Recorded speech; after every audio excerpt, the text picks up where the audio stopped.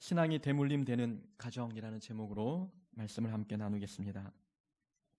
큰딸 조연아 씨는 2014년 한 승무원이 땅콩을 봉지를 뜯지 않고 제공했다는 그 이유로 인하여서 활주로로 이동하는 비행기를 후진시켜서 또 사무장을 내리게 하는 일이 있었습니다. 땅콩 회항 사건이라 불리면서 권력을 진 자의 갑질 사건으로 세상의 주목을 받았습니다.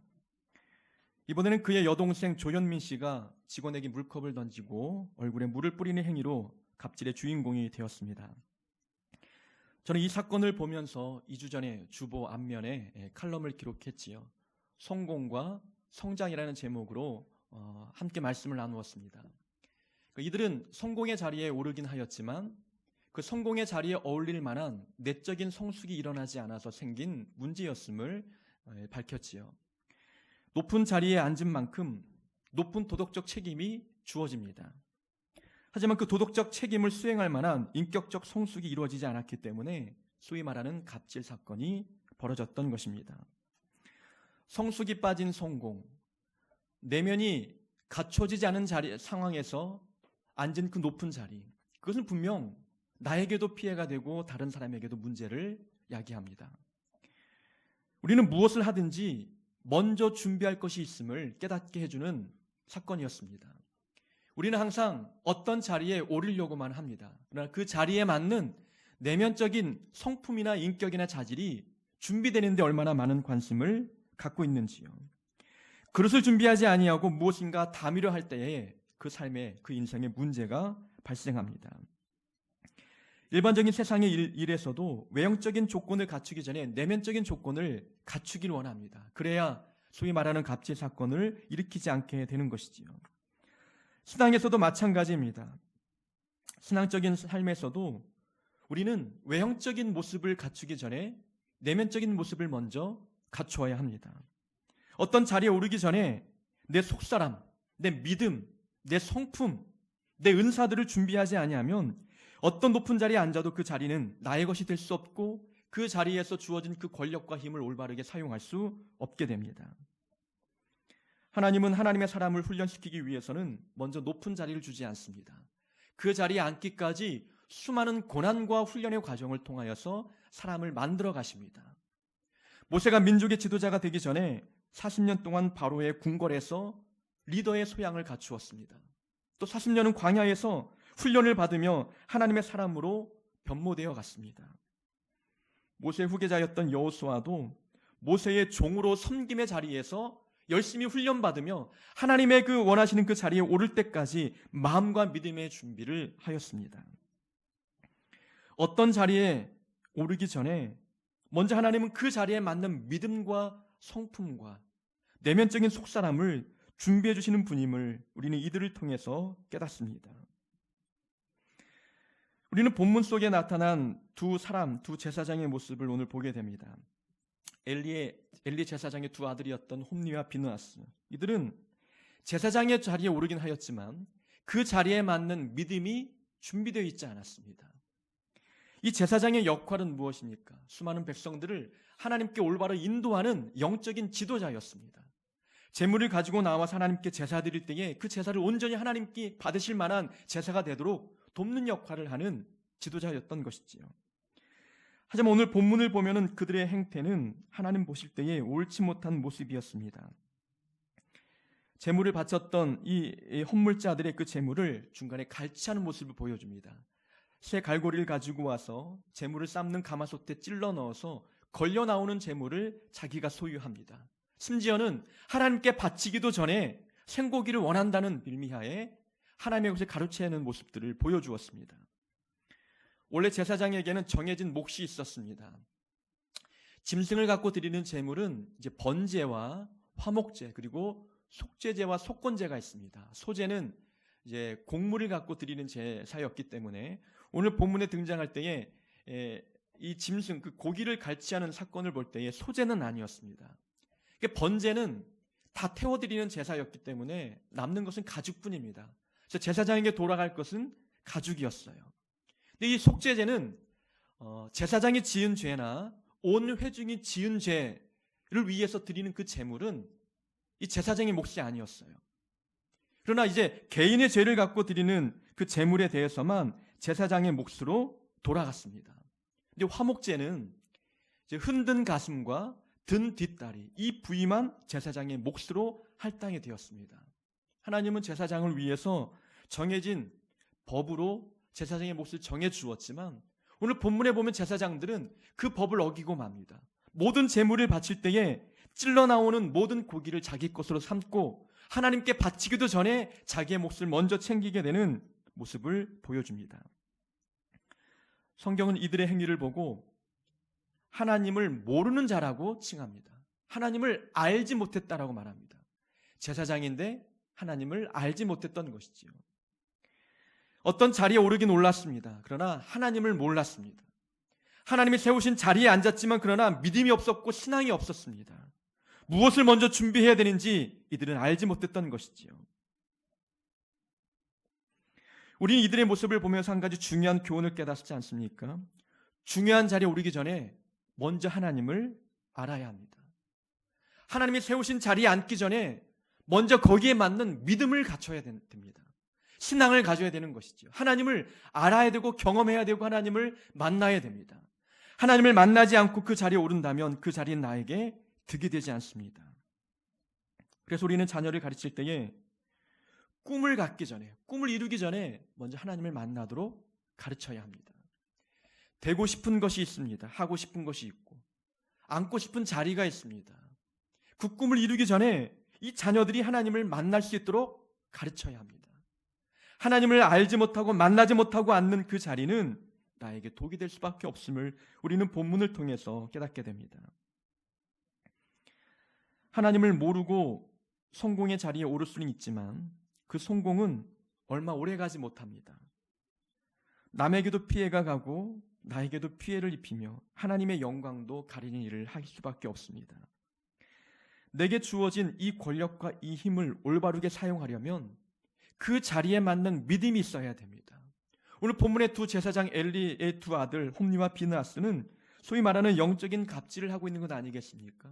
하나님께 드리는 제물을 갈취하고 있는 악한 모습, 이들은 그 자리에 걸맞는 믿음과 영적인 소양을 갖추지 못했습니다. 에스더는 왕비였습니다. 높은 자리에 앉은 왕비였지만 그에게는 하나님을 아는 믿음이 있었습니다. 그러니 그가 가지고 있는 이 권력을 민족을 구원하는 데 사용하지 않습니까? 느헤미야도 하나님을 알고 있는 지도자였어요. 높은 고위 관리직에 앉은 자로서 하나님을 두려워하고 하나님에 대한 믿음과 사랑의 마음을 갖고 있습니다. 그런 그는 그가 가지고 있는 힘을 사용하여서 성전을 건축하는데 그 힘을 사용합니다. 다니엘도 신앙을 먼저 갖고 그 자리에 올랐습니다. 그 자리에서 주어진 권력과 힘을 오직 하나님을 예배하고 하나님께 영광 올려드리는 일에 자기의 직분과 은사를 사용합니다.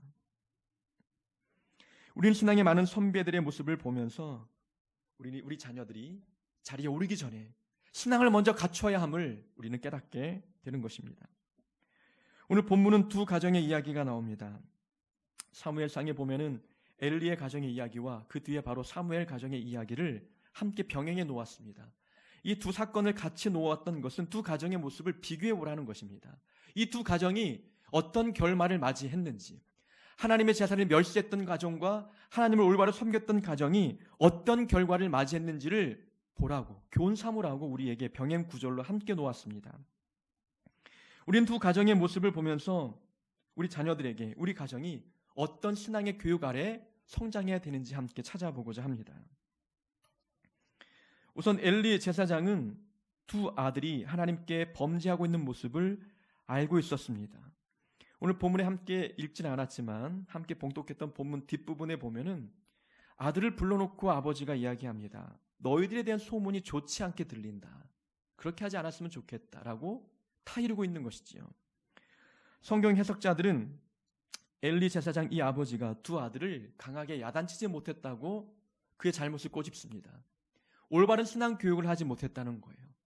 하나님을 우선시 두지 아니하고 자녀에 대한 사랑이 더 컸다는 것입니다. 이 가정의 문제, 아버지의 문제는 영적인 우선순위가 문제였던 것입니다. 이 우선순위가 삶의 많은 문제를 야기하고 있다는 것이지요.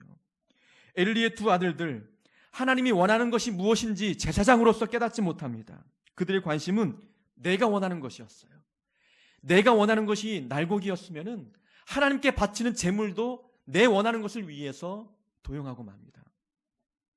이들의 모든 관심은 하나님이 우선순위가 아니라 자기가 원하는 것이 우선순위가 되었습니다. 사무엘의 가정, 사무엘의 어머니 한나는 하나님께 기도하여 얻었던 이 아들을 하나님께 바칩니다. 어린 나이에, 본문에 보니까 사무엘은 어렸을 때에 세마포 에봇을 입고 여호와 앞에 섬겼더라. 사랑하는 아들을 어린 나이에 하나님께 드리고 맙니다. 이것은 아들에 대한 사랑보다 하나님에 대한 사랑이 더 컸던 것입니다.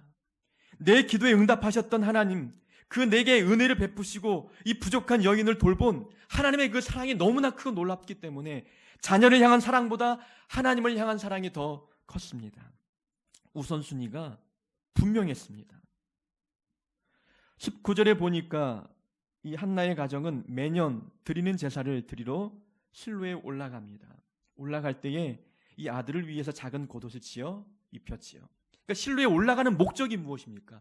아들을 만나기 위함입니까? 아니면은 예배하기 위함입니까? 목적은 제사하기 위함이었어요. 예배하기 위함이었습니다. 예배하러 가는 김에 아들을 본 것이지 아들을 보는 김에 예배한 것이 아니었습니다. 그의 삶의 중심에는 예배가 우선순위였어요.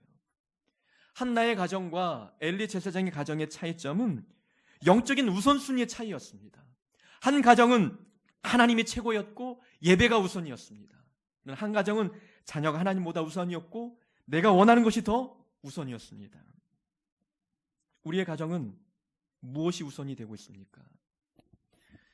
우리도 머리로는 하나님이 우선이 되어야 된다라고 하는 생각을 갖고 있습니다. 근데 다급할 때, 위기 때, 급할 때 이 우선순위가 혼동이 될 때가 많지 않습니까? 저도 목사이긴 하지만 자녀들에게 하나님이 우선이 되어야 된다고 가르칩니다. 그러나 우리 딸이 고2, 고3 때 하나님께 봉사하기 위해서 반주하러 교회에 자주 갈 때에 마음이 불안해지는 겁니다. 한번 가면 2시간, 3시간 앉아있다 오는 그 모습이 부모의 마음으로서 답답하기도 하고 두려운 거예요. 이 아이가 공부할 때인데, 대학을 준비할 때인데, 아니 고3 때면 좀 사역을 내려놔도 좋을 텐데, 예배만 드려도 괜찮을 텐데라고 하는 생각이 목사의 직분을 내려놓고 순전히 세상의 부모의 같은 그 마음을 갖고 자녀를 바라보고 있다는 것입니다. 잘 될 때에는 우선순위가 하나님입니다. 근데 위기 때에는 그 우선순위가 직분과 상관없이 신앙의 경력과 상관없이 혼동이 되고 있다는 것입니다. 우리는 어떤 상황에서도 우선순위가 분명해야 합니다. 성경은 항상 우리에게 우선순위를 강조합니다. 너희는 먼저 그 나라와 그를 구하라. 그리하면 이 모든 것을 너희에게 더하시리라. 우리가 먼저 구하고 먼저 찾아야 될 것이 있음을 강조합니다. 내 삶에 먼저 두어야 할 것이 있음을 우리에게 가르쳐주고 있습니다. 우리가 하나님을 우선순위에 두면 하나님도 우리를 우선순위에 두십니다. 하나님을 우선순위에 두었던 사무엘의 가정을 보니 하나님께서 그 가정에 또 후사를 허락해 주십니다. 아들 셋과 2딸을 낳게 하십니다. 자녀가 없어서 고통당하고 기도하며 얻었던 사무엘, 그 하나밖에 없는 아들을 하나님께 드렸더니 하나님께서 그 아들 대신해서 더 많은 자녀를 그 가정에 허락해 주셨습니다. 하나님을 우선순위에 두는 가정은 하나님이 무엇인가를 채워줍니다.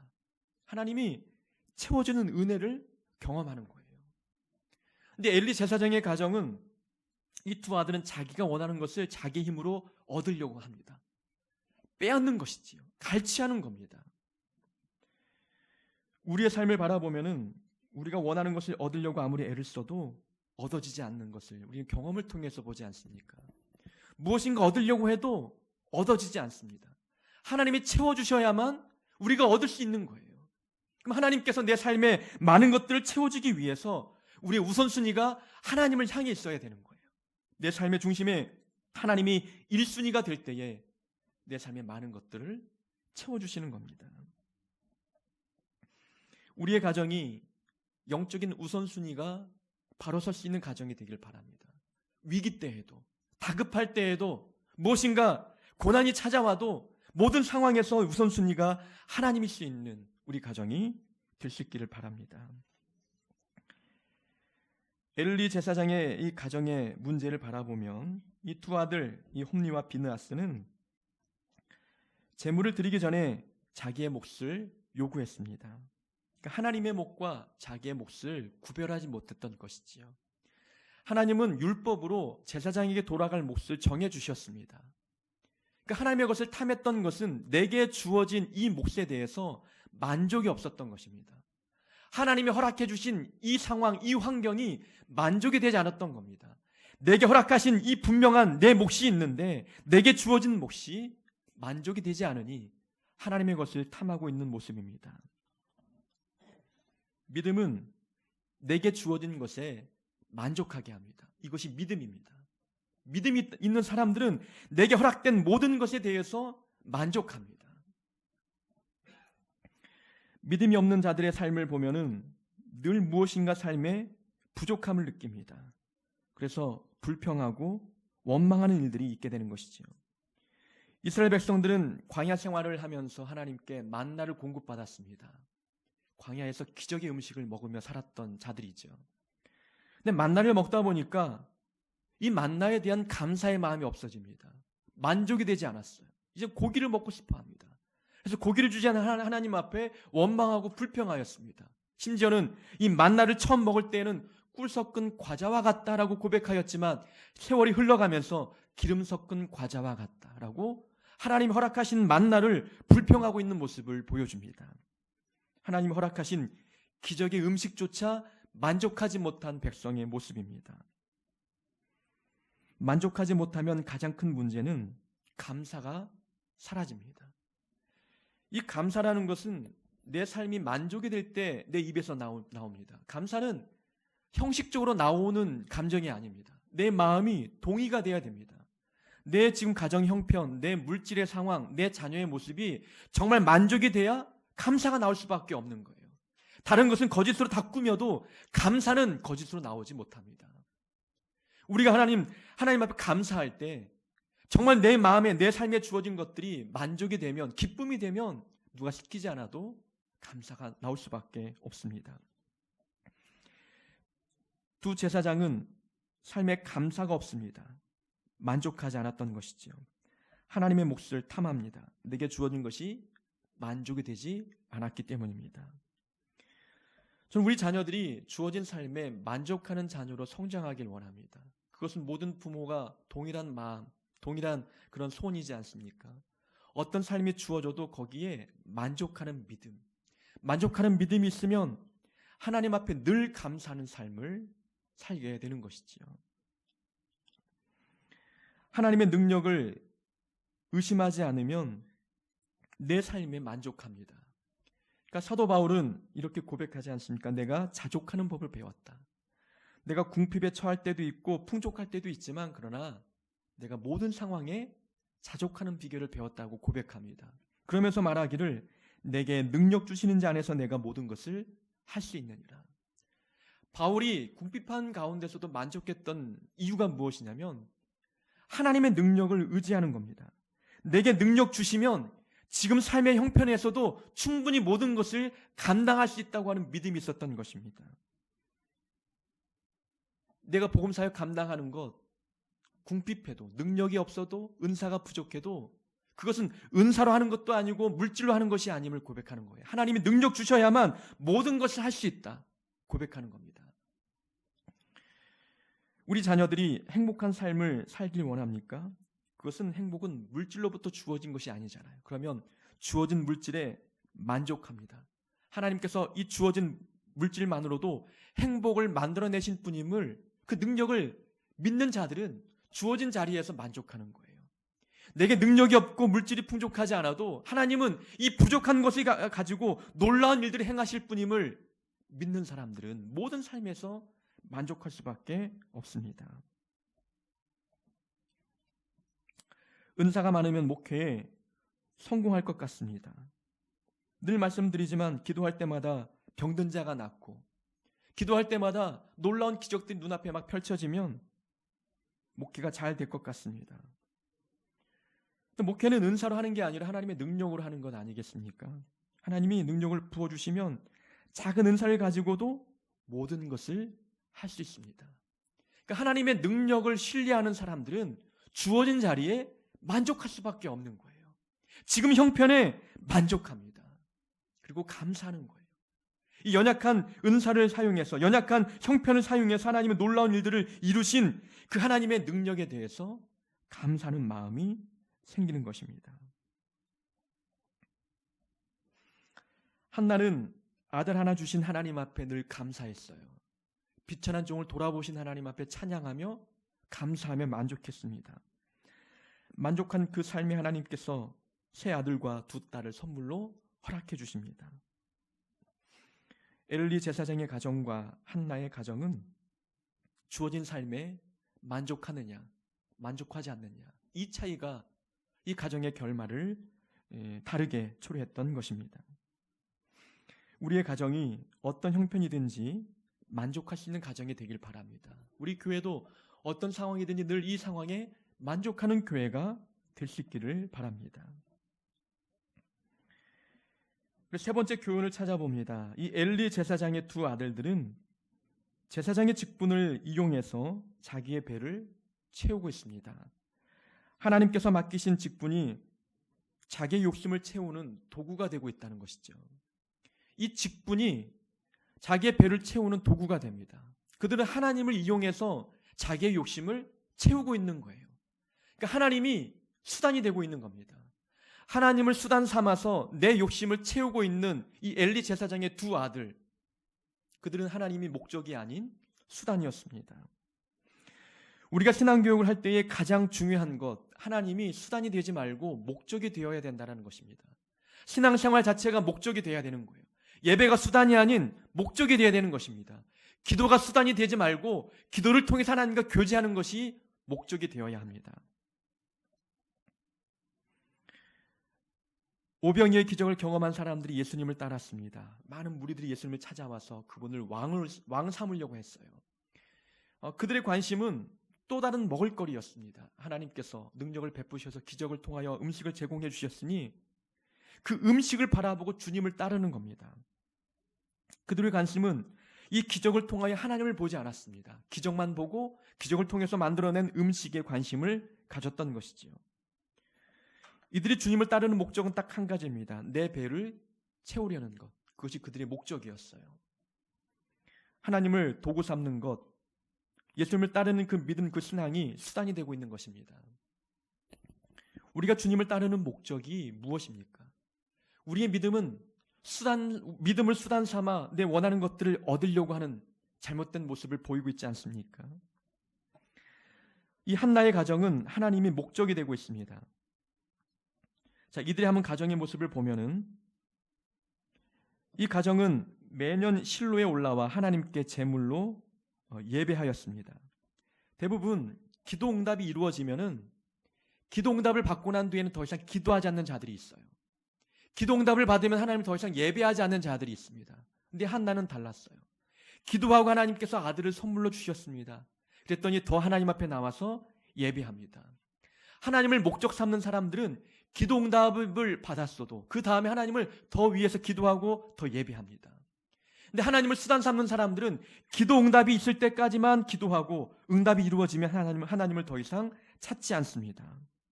원하는 것을 얻을 때까지 믿음 있는 모습을 보인다는 것이지요. 20절에 보면은 내가 다른 후사를 주사 이가 여호와께 간구하여 얻어 바친 아들을 대신하게 하시기를 원하노라. 자, 엘리 제사장이 볼 때에 이 한나의 가정은 여호와께 간구하여 얻어 바친 가정입니다. 그러니까 세 단계가 있어요. 간구했더니 하나님이 얻게 하셨어요. 그 다음에 얻은 그 아들을 바쳤습니다. 그러니까 한나는 간구만 한 사람이 아니라 간구해서 얻었으면 그 얻은 것을 드린 자예요. 그러니까 믿음의 성장의 과정을 보면은 처음에는 간구합니다. 그 다음에 얻으면 그것을 드립니다. 하나님을 수단 삼는 사람들은 간구만 합니다. 드릴 줄 모르는 거예요. 근데 하나님이 목적인 사람들은 간구해서 얻은 것을 다시 하나님께 드립니다. 하나님이 목적이기 때문에 드림 자체가 기쁨이 되고 있는 거예요. 근데 믿음이 수단인 사람들은 믿음을 활용해서 무엇인가 간구만 하고 얻기만 합니다. 우리의 가정은 하나님께 드리는 것이 기쁨이 됩니까? 아니면 간구해서 얻는 것으로 만족하고 있습니까? 우리 자녀들이 베푸는 자, 하나님께 드리기를 기뻐하는 자가 되길 원하지 않습니까? 하나님이 목적이 되어야 합니다. 기도와 믿음과 신앙 자체가 수단이 되지 말고 하나님께 드림으로 말미암아 기도응답이 바로된 다음에도 하나님을 예배하는 사람으로 되어서 늘 하나님을 목적 삼고 믿음이 내 목적이 되고 하나님과의 교제가 내 목적이 될 수 있는 그런 자녀, 그런 가정이 되어야 될 줄로 믿습니다. 가정의 행복은 우리의 가정의 뿌리가 믿음에 내려져 있는지 그렇지 않은지에 따라서 결정이 됩니다. 엘리의 두 아들들은 직분은 물려받았지만 신앙은 물려받지 못했어요. 제사장 가문에서 태어나면 무조건 제사장이 되는 겁니다. 그러니까 직분은 물려받는 거예요. 그런데 아버지의 신앙을 물려받지 못합니다. 이것을 물려주려면은 그냥 거룩한 자리에 앉는다고 해서 다 물려받는 게 아니에요. 가르쳐야 되는 겁니다. 끊임없이 교육하고 훈계하고 늘 가정예배 드리고 하나님 앞에 이 자녀를 올바르게 키우기 위해서 기도하면서 교육하지 아니하면 부모의 신앙이 자녀에게 흘러가지 못합니다. 내일은 저희 가정에서 추도 예배를 드리는 날입니다. 할머니, 할아버지의 추도 예배를 드리는 거죠. 이제 돌아가면서 설교를 하는데 이제 목사가 한 4-5분이 돼요. 그래서 아버지, 고모, 사촌형, 매형, 내일은 제 차례가 됐어요. 좀 편하게 휴일을 맞이하고 싶은데 설교를 좀 하라고 해서 아버지 시키면 좋겠다고 했더니 돌아가면서 하자고 합니다. 우리 가정이 내세울 건 없는데 할아버지의 신앙을 후손들에게 물려주고 있다는 건 하나는 그나마 잘하는 것 같아요. 어릴 적에 부모님의 신앙을 물려주기 위해서 많은 야단을 맞았죠. 주일날 빠지는 것 단 한 번도 없는 그런 훈련들, 어린 나이에 새벽 예배 훈련을 하는 모습들, 새벽에 일어나서 성경 암송을 해야 되는 이런 모습들, 물론 방법적인 면에서 문제가 있다고 보지만 그러나 이 자녀에게 무엇을 물려주고 싶어 하는지 부모의 마음을 아는 거예요. 어머니가 항상 기도하는 모습을 보여주는 이 가르침, 항상 중요한 일에서 큰 일에서 실수할 때에 그것을 그냥 참아주는 모습들, 하나님의 뜻이 있겠지라고 한마디로 해주는 그 격려의 말이 자녀에게 실패 가운데서도 낭망치 않게 하는 그런 효과를 얻게 만듭니다. 그만큼 신앙의 대물림이 되기 위해서는 부모가 끊임없이 가르쳐야 되는 거예요. 말씀으로 가르치고 사랑으로 훈계하면서 이 자녀가 하나님 앞에 올바르게 성장하도록 훈련해야 합니다. 우리 자녀들이, 우리 가정이 우선순위가 명확한 그런 가정과 자녀 되길 바랍니다. 하나님의 것을 구별하여 드리고 주어진 것에 만족할 수 있는 자녀와 가정이 되길 바랍니다.